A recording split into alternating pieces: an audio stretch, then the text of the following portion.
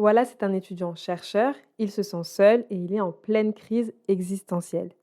Tout ce qui peut le sauver, c'est l'amour. Non, je déconne.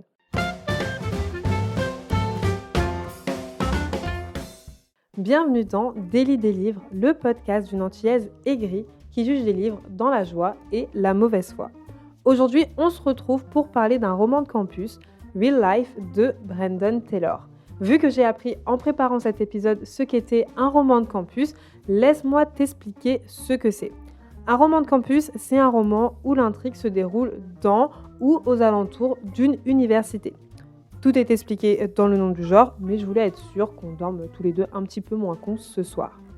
Parenthèse terminée, de quoi parle Real Life ? On va suivre un jeune afro-américain qui suit un doctorat en biochimie. Et quand le roman commence, il pense à abandonner ses recherches pour... il sait pas trop pourquoi. Donc il va faire comme moi quand j'étais en licence, il va préférer laisser ses fesses là où elles sont tant qu'il n'a pas de plan B. Si tu veux imaginer Wallace, c'est un peu le gars étrange de ta classe. C'est le gars gentil, qui est seul au fond de la salle et qui ne parle à personne. Maintenant que tu imagines bien cet ancien camarade que tu avais au collège ou au lycée, tu prends le même, mais il est noir, il est gay, et tu l'envoies dans une université blanche au fin fond des États-Unis, et en plus de ça, qui n'a pas donné de bourse à une personne noire depuis au moins facile 10 ans. Voilà, ça c'est Wallace. Donc, moi je peux comprendre qu'il soit en pleine crise existentielle en vrai. C'est risqué, je trouve, d'écrire une histoire sur un gars banal, sur un gars timide, introverti et qui en vrai veut juste rester chez lui. Mais pour moi, Real Life, c'est un pari réussi. Pour qu'on comprenne pourquoi Wallace souhaite quitter son université, l'auteur va le sortir de chez lui le temps d'un week-end. Et entre sa collègue qui se la joue Karen, son groupe d'amis assez bancal et son début de relation toxique, moi je te dis, il y a de quoi fuir. Dans Real Life, tu dois savoir que le diable se cache dans les détails. Wallace est peut-être timide, mais tu pourrais penser que tout va bien malgré les tracas du quotidien. Il a une collègue qui a toujours quelque chose à redire sur la façon dont il travaille, parle, respire. Il a également un ami, mais entre gros guillemets, qui lance toujours des piques du genre « Tu sais, c'est pas parce que tu es seul que tout le monde doit souffrir, hein ?» Vraiment le genre de gars que tu as envie d'insulter. Mais si tu habites à Paris, tu sais que les personnes désagréables, les personnes aigries et malpolies, ce sont des risques à prendre quand tu sors de chez toi. Mais le détail qui a son importance dans Real Life, c'est que Wallace est le seul noir à des kilomètres à la ronde et que sa couleur impacte tous ses échanges. Par exemple, on lui fait comprendre qu'il a sûrement eu sa bourse parce qu'il est noir et donc qu'il a pris la place d'un autre étudiant qui serait sûrement plus compétent. Les seules fois qu'il match sur des applis de rencontres, on l'animalise dès les premiers messages, des trucs à base de oui, ma petite tigresse, ma petite lionne, ma petite panthère, etc. Enfin bon, ça c'est plus des choses que moi je recevrais. Mais t'as compris l'idée. Et lorsqu'il exprime son désaccord, on lui dit qu'il est agressif. En gros, Wallace reçoit tous les jours de la semaine des remarques racistes. Et si tu es noir, tu sais que dans ces moments-là, quand tu as l'audace de faire une remarque, on te reproche d'être relou, de faire ta victime ou de ne pas comprendre que c'est une blague parce que voilà, on connaît la chanson en 2023. Une personne éduquée et gentille qui te dit être ton ami ne peut pas être raciste. Que j'ai des amis qui sont justement arabes. Real Life est aussi un bon remède pour ceux qui fantasment sur les bad boys problématiques des dark romances parce que ici, la relation est toxique mais absolument pas sexy.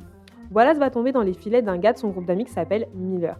Et les deux sont pas seulement le jour et la nuit, ils sont clairement deux galaxies parallèles. Donc je te fais un petit topo. Wallace, il est ouvertement gay. Mais Miller, il se dit hétéro. C'est un hétéro ouvert, qui le dit à personne excepté Wallace.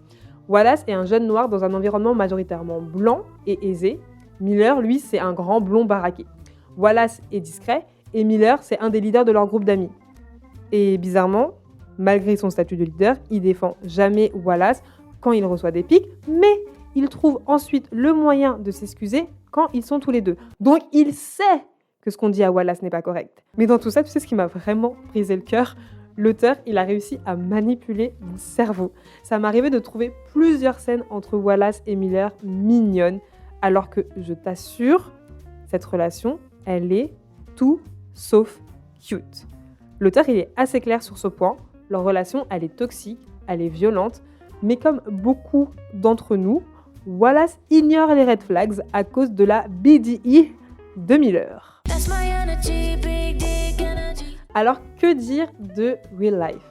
Déjà, je retiens que c'est une histoire d'une personne qui cherche la paix sans la trouver, parce qu'il y a toujours quelque chose ou quelqu'un pour venir l'emmerder.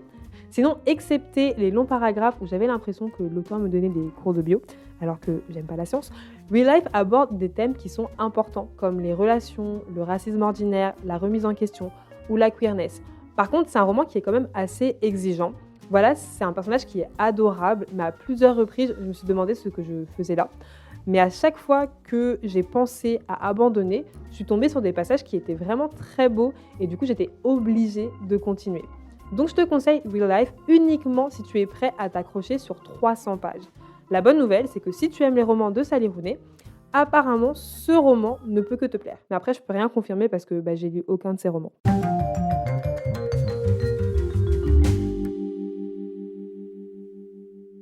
Passons à la recommandation du jour. Aujourd'hui, je ne te propose pas un roman, mais une BD. L'intrigue de la BD se déroule en partie dans une université et on suit une fille qui est tout aussi paumée que Wallace. La BD que je te recommande, c'est le premier tome de Lou Sonata de Julien Nil. Je suis sûre que tu as déjà entendu parler de Lou avec son tout petit chat tout mignon et sa mère qui est fan de jeux vidéo. Dans ce premier tome, Lou entre à la fac dans une nouvelle ville, elle a, il me semble, 18-19 ans et rien ne se passe comme prévu, du coup elle remet toute sa vie en question. Classique. Au prochain épisode, je te parlerai d'une réécriture du conte de la Belle au bois dormant, mais du point de vue de Maléfique, la méchante sorcière. Et je t'assure que cette histoire est très éloignée du conte de Disney, parce que la ligne entre les gentils et les méchants est très fine. J'espère que mon retour t'aura permis de découvrir ta prochaine lecture, ou mieux, de t'éviter de perdre ton temps avec un livre qui ne te plairait pas. Et si tu lis par procuration, j'espère que tu auras passé un bon moment en ma compagnie. Et si c'est le cas, je t'invite à mettre 5 étoiles au podcast Daily des livres et à le partager à un ami qui a besoin de lecture dans sa vie. Sur ce, je te dis à la prochaine, je t'envoie des cœurs sucrés. Tchuss!